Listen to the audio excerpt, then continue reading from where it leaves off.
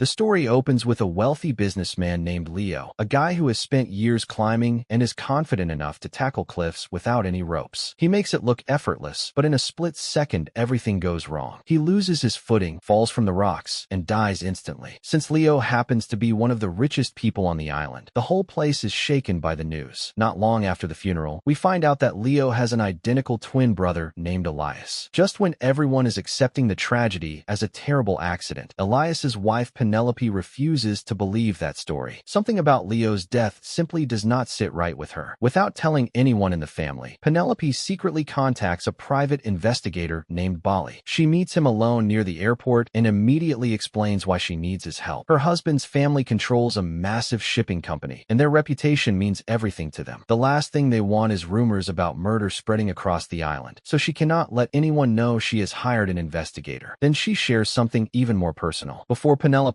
ever met Elias, she had become very close to Leo. She cared deeply about him and still feels a strong bond with him, which is exactly why she cannot accept that he simply slipped by himself. She believes someone deliberately caused his fall, and she wants the truth no matter what it costs. She hands Bali a thick envelope full of cash and tells him to begin immediately. To keep his presence hidden, she takes him to an old monastery on the island where he can stay quietly until the investigation is over. That night, as Bali settles into his room, brief memories of his own wife and daughter flash through his mind. The movie does not explain them yet, but it is obvious those memories carry a lot of emotional weight and will matter later. The next morning, Bali gets straight to work. His first stop is the morgue, where Leo's body had been examined. He quietly slips the employee some money and asks to see the official medical report. As he studies the documents, something immediately catches his attention. Leo had taken every possible climbing precaution before starting his ascent. For someone with that much experience, falling by pure chance seems surprisingly unlikely. Bali starts thinking there may be much more behind the case than anyone wants to admit. He asks who handled the investigation and learns it was a police officer named George. Bali heads directly to the police station but does not reveal his true identity. Instead, he claims he works for an insurance company that covered Leo's life and says he only needs a few details to verify the circumstances of the death. George barely gives him anything useful. Every answer feels short, careful, and almost rehearsed. It is obvious he is holding something back. Trying to break the ice, Bali casually reaches into his pocket. George instantly becomes suspicious and asks if he is trying to offer him a bribe. Bali laughs it off, says he was only reaching for his business card, then leaves his contact information before saying he plans to stay on the island for a few more days if George decides to talk. As Bali walks out, one detail inside George's office grabs his attention. The walls are covered with photographs connected to Leo's family, including pictures of their luxury yacht. Bali memorizes the yacht's name before leaving. Soon he makes his way to the waterfront and searches until he spots the yacht anchored offshore. Luckily, there is a public telescope overlooking the sea, so he uses it to quietly observe the entire family from a distance. Almost immediately, he notices that things are far from peaceful. Elias seems distant from his mother Audrey, and the tension between him and his wife Penelope is just as obvious. Whatever is happening inside this family has clearly been building for a long time. Before long, Elias leaves everyone behind on the yacht and heads back to shore alone. Bali decides to follow him. The trail leads straight back to the exact same cliff where Leo lost his life. And then something unbelievable happens. Just like his brother, Elias begins climbing the dangerous rock face without any ropes at all. Bali waits patiently until Elias finishes the climb and safely returns to the ground before finally introducing himself. This time, Bali uses a completely different story. Instead of pretending to work for an insurance company, he claims to represent American intelligence. Since the family's shipping business has major investments in the United States, he says the American government wants to make sure Leo's death was not connected to any criminal activity. Surprisingly, Elias does not seem bothered. He simply suggests they grab a drink and continue talking somewhere more comfortable. As they sit together at a small cafe, another surprise appears. From a distance, George is secretly watching them. He has recording equipment running and captures every word of their conversation without either man noticing. During the discussion, Elias insists the case has already been closed and everyone knows Leo's death was just an accident. Bali calmly responds that they are only conducting an additional review to rule out any possibility of foul play. Elias almost laughs at the suggestion, convinced there is nothing suspicious about what happened. Still, Bali keeps pushing. He asks Elias to tell him everything that happened on the day Leo died. Instead of answering, Elias says something completely unexpected. He admits he has no idea because he had not seen his own brother for the previous 15 days. That answer immediately catches Bali off guard. It sounds strange for identical twins who supposedly share such a close close bond. Right in the middle of the conversation, Elias receives a text message. The message reveals that Bali is lying. Whoever sent it tells Elias that the man sitting across from him has nothing to do with American intelligence. Without causing a scene, Elias politely ends the conversation, excuses himself, and walks away. Not willing to let things end there, Bali heads straight to George, who is still sitting in his car listening to the recordings. Bali jokingly calls him out for exposing his fake identity, but says he is willing to let it slide if George hands over a copy of the recording. George refuses. Trust is clearly not something he gives away easily. Even so, the two men finally admit they are chasing the exact same goal. Neither of them believes Leo's death was a simple accident. After comparing everything they had learned, Bali and George decide to listen to the recording from the cafe one more time. This time they are not paying attention to what Elias says. They are listening to how he says it. The more they replay it, the more obvious it becomes. Elias hesitates before answering almost every question. His voice tightens whenever Leo is mentioned, and there is a nervous edge that was easy to miss the first time. Neither of them can prove anything yet, but they both reach the same conclusion. Elias is definitely hiding something. While looking through photographs of the family, Bali notices another man standing beside Elias in several pictures. He asks George who he is. George explains that the man's name is Demetrio, Elias's personal assistant. He handles almost everything for him and is constantly by his side. Bali immediately adds Demetrio to the growing list of people worth watching before heading back to the monastery. There, Penelope comes to check on his progress. Instead of giving her updates, Bali decides to ask a few questions of his own. He wonders if Elias always competed with Leo or if he had been jealous of him. Penelope looks surprised and asks why he would think that. Bali reminds her that she once mentioned knowing Leo before she ever met Elias, then asks her to tell the whole story from the beginning. She explains that she met Leo while they were both in college. Even though he came from an incredibly wealthy family and she had very little money, Leo never treated her differently. He was kind, respectful, and easy to be around. Still, there was one thing she always found unusual. For someone who had everything anyone could want, Leo lacked confidence. He constantly second-guessed himself and rarely acted with certainty. His gentle personality almost seemed out of place compared to the powerful family he came from. Before leaving, Penelope tells Bali that the following day she will take him to the cliff where Leo died so he can see the scene for himself. After she walks away, another memory from Bali's own life suddenly returns. He remembers seeing his wife getting ready in front of the mirror, carefully doing her skincare before telling him she was going out to meet a male friend. At the time, that simple answer planted the first seed of doubt in his mind. The next morning, before meeting Penelope, Bali makes a stop at Leo's apartment. Using the key and address she provided, he quietly lets himself inside. The place is spotless. Everything has been carefully organized, almost as if no one had lived there. As he searches around, he finds an old wedding invitation for Elias and Penelope. It has been folded in a way that leaves only Penelope's picture visible. That tiny detail immediately stands out. To Bali, it suggests Leo may have kept it because he still had feelings for her long after she married his brother. Digging further, he discovers a photograph of Leo standing beside another woman named Victoria. His next stop is Victoria. Bali asks if she knows why Leo and Elias had such a massive argument 2 weeks before Leo died. Victoria admits she never learned the exact reason, but she says their relationship had always been unhealthy. According to her, Elias constantly tried to embarrass Leo in front of other people. He spoke down to him and treated him like someone beneath him. Leo, on the other hand, was much quieter. He was not nearly as dominant as his twin, but he was patient, kind-hearted, and willing to put up with far more than most people would. She also reveals another important detail. Leo hated the way Elias treated everyone around him, especially his own wife, Penelope. Bali then asks the question that has been on his mind ever since entering Leo's apartment. Did Leo love Penelope? Victoria does not hesitate. She says yes. Bali follows with another question. Does that mean Penelope married the wrong brother? Again, Victoria says yes without thinking twice. In her opinion, Penelope would have had a much happier life with Leo, but Elias had a habit of taking whatever he wanted. Ever since they were young, he always managed to come out on top, and Penelope became just another thing he took away from his own brother. Before Bali leaves, Victoria lowers her voice and warns him not to involve her any further. She says people connected to this family have far too much influence, and she wants no part of whatever is coming next. Respecting her wishes, Bali leaves and meets Penelope as planned. She leads him toward the mountain where Leo lost his life. As they walk together, the conversation becomes much more personal. Penelope finally opens up about her marriage. She admits she has never truly been happy with Elias and has tried more than once to end the relationship. Every single time, Elias begged her to stay, promising he would change. And technically, he did. For a month or two, he would become the perfect husband. Then, little by little, everything went back to normal. He would return to flirting with other women and chasing anyone who caught his attention, leaving Penelope trapped in the same painful cycle all over again. Eventually, she explains how everything started. One day, Elias visited Leo at college. While they were talking, he realized his brother had fallen in love with a student named Penelope. The moment Elias saw her, he decided he wanted her for himself. So he came up with a plan. While Leo was distracted, Elias secretly grabbed his phone and sent Penelope a message pretending to be Leo. The message asked her to meet the next day at her house so they could study together. The following day, Elias arrived at Penelope's house pretending to be Leo, but it only took a few moments for her to realize the truth. Leo was always shy and careful. The man standing in front of her was bold, confident, and far more aggressive. She immediately understood she was talking to Elias instead. Even so, she continued seeing him. One meeting turned into another, and before long they were spending more and more time together until they eventually got married. All of it happened right in front of Leo, who was forced to watch the woman he loved become his brother's wife. According to Penelope, it was just another example of a pattern that had followed the twins their entire lives. Whenever Leo wanted something, Elias somehow found a way to take it first. After hearing the whole story, Bali finally looks up at the towering cliff where Leo died. Seeing it in person is completely different from looking at photographs. The drop is so steep that even standing near the edge makes him uncomfortable. For someone to fall from that height, there would be almost no chance of survival. The weight of everything he has learned begins to sink in. Later, overwhelmed by everything swirling through his head, Bali walks into a bar and starts drinking, trying to make sense of the tangled mystery surrounding Leo's death. That night, Bali cannot stop thinking about his own life. Another memory comes rushing back. He remembers his wife smiling at her phone, laughing during a call with someone. Watching that scene in his mind, all of his old suspicions return. He becomes convinced she had been emotionally involved with another man, and those painful memories begin affecting the way he looks at every relationship in this case. The following morning, he heads back toward the family's estate to continue watching everyone from a distance. First, he notices Audrey, the twins' mother, moving around the property. Then his attention shifts to Penelope, who is relaxing by the swimming pool. As she steps out of the water, she gathers her hair and clips it up. Bali freezes. The hair clip she uses looks exactly like the one he found inside Leo's apartment. Suddenly, all the pieces seem to fit together in his mind. He immediately jumps to the conclusion that Penelope and Leo must have been secretly involved. If that is true, then Elias would have had a powerful motive to eliminate his own brother. From that point on, Bali focuses almost entirely on following Elias wherever he goes. George is quietly keeping an eye on him as well, but Bali decides to conduct his own surveillance. Unfortunately, it goes badly. While trailing Elias into a more isolated area, Bali is spotted by Dimitrio's men. They quickly surround him before he has a chance to escape. Once they realize he has been watching them, they drag him over to Elias. The confrontation turns violent. After roughing him up, Elias leans in and gives him a clear warning. If he ever catches Bali following him again, the next meeting will end much worse. After they leave him behind, George arrives, picks him up, and takes him safely back to the monastery. The next day, Bali meets Penelope again. The moment she sees him covered in bruises, she is shocked and asks who did this to him. Bali tells her that Dimitrio's men were responsible and reminds her that they are closely connected to Elias. Then he changes the subject completely. He asks why she never admitted she and Leo had feelings for each other. Penelope quietly says she simply did not trust him enough in the beginning. But Bali is no longer convinced. He tells her he believes Elias must have known about the relationship, and if he did, that could explain everything. In Bali's mind, the motive is becoming clearer with every passing hour. Back at the monastery, he begins researching the family's shipping company. While digging through the information, he discovers another critical clue. Again, the movie keeps the audience waiting before revealing exactly what he found. Without wasting any time, Bali heads straight for the family's mansion one more time. He tells Penelope that he needs to confront Elias face to face and asks her to find a way to get him inside. She quietly distracts the security guards long enough for Bali to slip onto the property unnoticed. But there is one problem. Audrey spots him entering. Immediately sensing trouble, she walks away and secretly retrieves a handgun. Meanwhile, Penelope leads Bali directly to Elias. The second Elias sees him, he explodes with anger. He reminds Bali that he already warned him to stay away, and now he has the nerve to show up inside his own house. Before the confrontation can get any worse, Audrey enters the room and orders Bali to leave immediately. Bali calmly says he will leave, but first, he has something everyone needs to hear. He points out that ever since Leo supposedly died, Elias has been acting differently, especially when handling the family business. Then Bali reminds everyone about their first meeting. He had introduced himself as an American intelligence officer and claimed the United States was interested because the family's company had major investments there. At the time, Elias accepted the story without questioning it. But after researching the company, Bali discovered something something impossible. The family has no business operations in America at all, not even one. So why did Elias never question such an obvious lie? When Elias tries to deny everything, Bali pulls out George's secret recording from the cafe and plays it for everyone in the room. The atmosphere instantly changes. Then Bali delivers the accusation that nobody saw coming. He looks directly at the man everyone believes is Elias and says he is not Elias at all. He is Leo. According to Bali, the real victim was never Leo. The man who actually died on that mountain was Elias. Bali explains his entire theory. Once they reached the island, Leo allegedly confronted Elias on the cliff, killed him, and sent him over the edge. Afterward, he removed Elias's wedding ring, put it on his own finger, and returned home pretending to be his brother. With identical twins sharing the same appearance, nobody would notice the switch. Bali even reminds him that he himself had bragged earlier that the brothers shared identical DNA, making the deception almost impossible to detect. According to Bali, everything that happened afterward was part of Leo's plan. Then, without warning, Audrey raises the handgun she secretly brought with her. A gunshot rings out. In an instant, she shoots Leo, bringing the shocking confrontation to a sudden and brutal end. With the case seemingly over, Bali packs his belongings at the monastery and heads to the airport, ready to leave the island behind. He boards the plane and waits for takeoff. But as he sits there, replaying everything in his mind, several moments suddenly begin connecting in a way they never had before. He remembers his daughter telling him right from the beginning that she believed this was a murder investigation. Without another second of hesitation, Bali gets off the plane before it departs and returns to confront her one last time. By this point, the family's entire fortune has effectively fallen into Penelope's hands. Both brothers are gone. Audrey has been arrested. The empire that once belonged to the family now has only one person left to inherit it. When Bali meets Penelope again, he tells her there is still one missing piece. The official story explains how Leo took over Elias's identity, but it does not explain how everything started. Bali lays out his final theory. He believes Penelope and Leo originally worked together to get rid of Elias. The reason was simple. Life with Elias had become unbearable. She had endured years of disrespect, constant affairs, emotional neglect, and a marriage she could not escape. Even after repeatedly asking for a divorce, Elias refused to let her leave, trapping her in a relationship that only became more painful over time. Eventually, she turned to the only person she believed would help her, Leo. Together they planned to make Elias's death look like nothing more than a tragic climbing accident. The arrangement benefited both of them. Penelope would finally be free from her abusive marriage. Leo would finally step out of his brother's shadow and take over his position in the family business. Bali believes it was actually Penelope who secretly transported Leo to the island by boat that day. Demetrio had nothing to do with the original plan, but once Leo carried out the murder, everything changed. Instead of returning to his own identity, he saw an even bigger opportunity. He decided to become Elias permanently. He would not only inherit the business, he would inherit the entire life, the money, the status, the family, even Penelope herself. According to Bali, once Leo returned pretending to be Elias, he threatened Penelope into staying silent. If she exposed him, he would make sure she was blamed as an accomplice and send her to prison alongside him. In other words, Penelope escaped one controlling man only to find herself trapped by another. That realization explains why she secretly hired Bali in the first place. She could not expose Leo directly without destroying herself. Instead, she carefully guided Bali toward the truth, revealing just enough information at the right moments so he would uncover everything on his own. Every clue she shared had been intentional, and in the end, her plan worked perfectly, bringing the story to a quiet and emotional conclusion.